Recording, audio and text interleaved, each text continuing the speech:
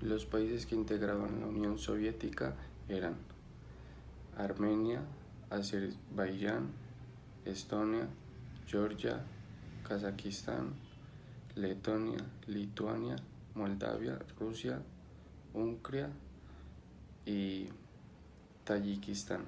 La Unión Soviética fue una confederación constitucional con la que consiguió consolidar una unión entre dos estados socialistas, la cual fue la base en una ideología en la que primaban los planteamientos del marxismo y del leonismo, es decir, la lucha de clases. El proceso de disolución se venía gestando desde hace mucho tiempo atrás, luego de experimentar lo que se denominó la Guerra Fría, además de las luchas internas que se gestaron por los bloques que no estaban conformes con los planteamientos ideológicos.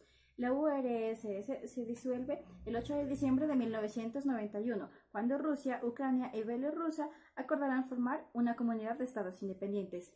El 21 de diciembre, 8 de las 12 repúblicas restantes de la Unión de Repúblicas Soviéticas Socialistas siguieron el ejemplo de Rusia, Ucrania y Bielorrusia, dando por terminada la conformación de los estados socialistas. En más de la mitad de Europa, bajo la entonces Unión de Repúblicas Socialistas Soviéticas, no fue posible adoptar verdaderas constituciones con tintes democráticos, garantía y respeto efectivo de derechos fundamentales y del Estado de Derecho.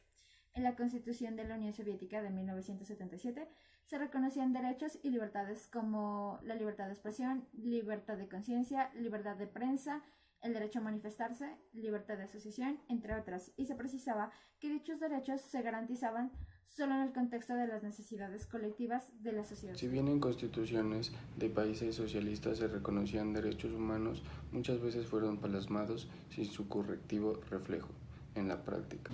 La doctrina marxista-leninista rechaza el principio de la separación de poderes y por tanto la URSS, todo el poder se concentraba en las manos del Soviet Supremo y el Soviet Supremo de cada república de la URSS.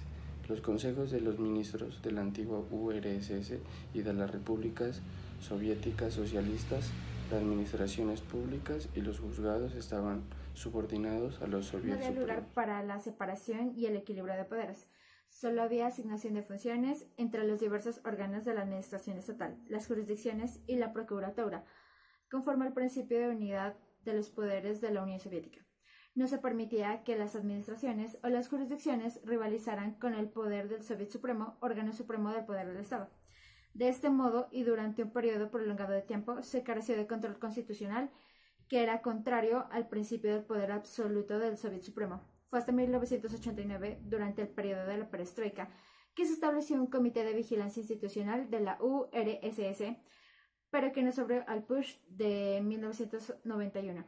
La ley del 12 de julio de 1991 creó la Corte Constitucional de la República Socialista de la Federación Soviética Rusa. En nuestra Carta Política rige el principio de supremacía constitucional, el cual está contenido en el artículo 4. La Constitución es norma de normas. En el artículo 241, a la Corte Constitucional se le confía la guarda y la integridad de la supremacía de la Constitución. En Colombia no existe una jurisdicción ni un control constitucional concentrado, lo cual quiere decir que la jurisdicción constitucional lo despliegan distintos órganos de la rama judicial. Por esta razón, la jurisdicción constitucional le corresponde en principio a la Corte Constitucional y se le asigna una competencia residual al Consejo de Estado. A la Corte Constitucional le corresponde, como lo establece en el artículo 241, la guarda y la integridad y la supremacía de la Constitución, y al Consejo de Estado, como está en el artículo 237 de la Constitución, conocer de las acciones de nulidad por inconstitucionalidad de los decretos dictados por el Gobierno Nacional.